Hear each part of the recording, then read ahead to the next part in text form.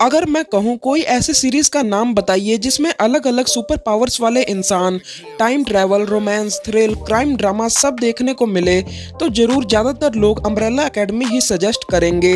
कहानी अक्टूबर 1, 1989 को रहस्यमय तरीके से पूरे दुनिया भर में 43 अलग-अलग सुपर पावर्स वाले बच्चों के जन्म से शुरू होती है। उनमें से 7 बच्चों को एक बिलियनियर सर रेगनॉल्ड हारग्रीव्स अडॉप्ट करके एक एकेडमी बनाते हैं जिसका नाम होता है अम्ब्रेला एकेडमी। अम्ब्रेला एकेडमी के सातों मेंबर्स के पास अलग अलग सुपर पावर्स होती हैं और मुझे पता है कि अम्ब्रेला एकेडमी के फैंस सभी सातों मेंबर्स में कंपैरिजन ज़रूर करते होंगे उनके सुपर पावर्स को लेकर। तो आज हम आपको रैंकिंग के हिसाब से बताएंगे कि कौन कितना पावरफुल है। तो बिना कोई समय गवाए सो लेट्स गो।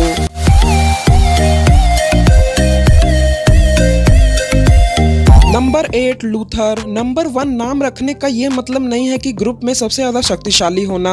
इस बात को प्रूव करता है लूथर। लूथर के पास सुपर ह्यूमन स्ट्रेंथ है और बाद में एक मिशन के दौरान उसके घायल हो जाने पर उसकी जान बचाने के लिए उस पर कई साइंटिफिक एक्सपेरिमेंट किए जाते हैं जिसके कारण उसका शरीर एक बड़े भालू की तरह हो जाता है, जिसके कारण उसकी जान तो बच जाती है और साथ में और भी स्ट्रेंथ मिल जाती है।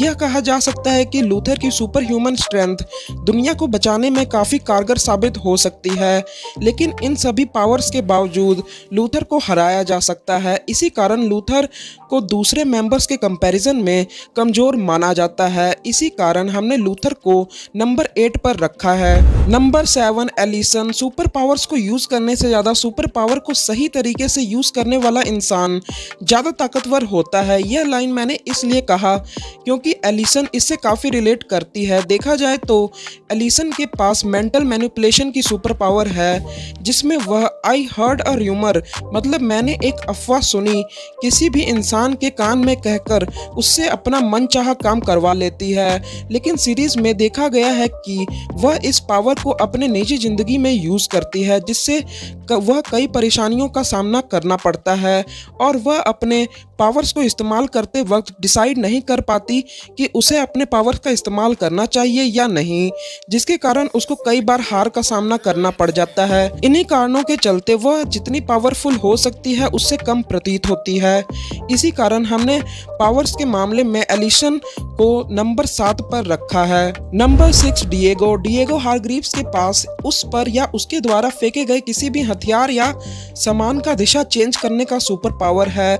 सीजन 1 में डिएगो ने इस सुपर पावर का इस्तेमाल ज़्यादातर अपने पसंदीदा हथियार चाकू से किया, जिससे ऑडियंस को लगा कि डिएगो के पास एकदम एक्यूरेट चाकू फेंकने के अलावा कोई और एक्स्ट्रा ऑर्डिनरी पावर नहीं है। लेकिन सीजन 2 में यह प्रूफ हुआ कि डिएगो की पावर सिर्फ चाकू तक सीमित नहीं है, बल्कि वह अपने पावर्स का यूज़ करके बहुत सारे बुलेट्स को रोक लिया और दूसरी दिशा में मोड़ सकता है, जिससे यह प्रूफ हो गया कि डिएगो अपने कुछ भाई बहनों से ज़्यादा पावरफुल है। इसी कारण हमने सुपर पावर्स के मामले में डिएगो को नंबर 6 पर रखा है। Number 5 clause.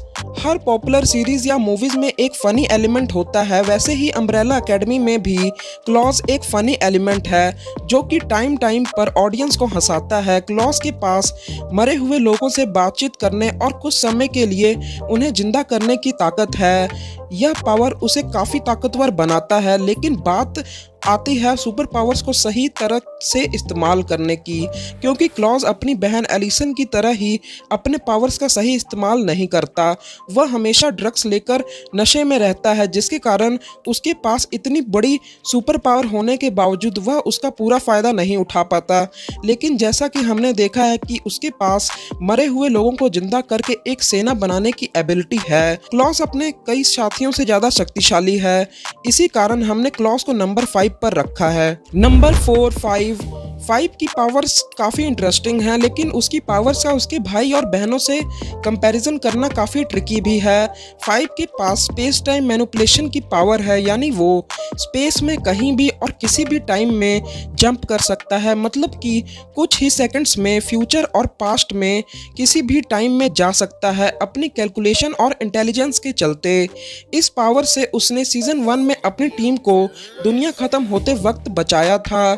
ये पावर 5 फाइव को कई एडवांटेज देता है, पर उसकी असली स्ट्रेंथ एक घातक हथियारे के रूप में है जिससे वो अपने दुश्मनों को मारता है। लेकिन इन शक्तियों के बावजूद भी फाइव अपने दुश्मनों को ज्यादा नुकसान नहीं पहुंचा पाता। सुपर पावर्स के मामले में वह अपने कुछ भाई बहनों से पीछे है, इसी कारण हमने फाइव को नंबर 4 पर रखा है। Number 3 Ben. वैसे तो बेन को सीजन 1 और सीजन 2 में मरा हुआ दिखाया गया है, लेकिन वह एक भूत के रूप में अपनी शक्तियों का इस्तेमाल करता रहता है क्योंकि उसके भाई क्लॉस के पास भूतों से बात करने की क्षमता होती है। बेन की असली स्ट्रेंथ की बात करें तो वह अपने पेट में से एकदम हॉरर तरीके से कई सारे टेंटिकल्स निकालकर दुश्मनों को मार देता है। इसी स्ट्रेंथ के कारण वह सीजन 1 के अंत में और सीजन 2 की शुरुआत में धरती का विनाश रोकने में अपने भाई बहनों की मदद करता है। एक घोस्ट के रूप में वह किसी भी ह्यूमन बॉडी पर कब्जा करने की एबिलिटी को सीख लेता है। इसी एबिलिटी का यूज करके वो सीजन 2 के एंड में वान्या को अपने पावर्स पर कंट्रोल करने और धरती के विनाश को रोकने में मदद करता है। इसी कारण हमने बेन को नंबर 3 पर रखा है। नंबर 2 वान्या। अम्ब्रेला एकेडमी की वह मेंबर जिसे सीजन 1 की शुरुआत में बिना शक्तियों वाली मेंबर्स माना गया, वह सबसे ज्यादा शक्तिशाली और खतरनाक साबित हुई। अपने शक्तियों पर कंट्रोल ना होने के कारण रेगिनॉल्ड हारग्रीव्स ने उसे उसकी शक्तियों से दूर रखने का फैसला किया और एलिसन की मदद से उसकी पावर्स को भुला दिया।